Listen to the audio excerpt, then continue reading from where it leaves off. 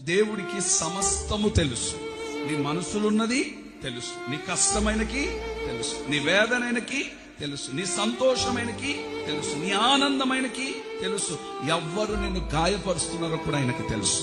నీ సమస్యకు పరిష్కారము ముందుగానే ఆయన సిద్ధపరిచి ఉన్నాడు. నీళ్లు చేదు, నీళ్లు ఎవరు తాగలేకపోతున్నారు, దానికి ఒక పరిష్కారం ఉంది.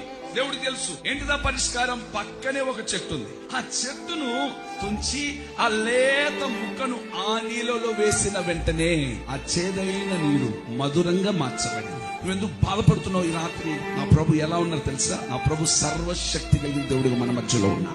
ఆయన ఒక లేత మొక్క వలె నీ జీవితంలోనికి వచ్చిన తర్వాత మారాను మధురంగా మార్చగలిగిన నా దేవుడు నీలో ఉన్న తర్వాత కార్యములు చేయడానికి ఆయన సర్వశక్తి కలిగిన దేవుడు.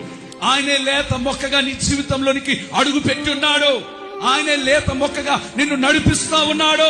ఆయనే లేత మొక్కగా నీ కుండల నిండా నా దేవుడు ఉన్నాడు. ముందుగానే ఎరిగిన దేవుడు.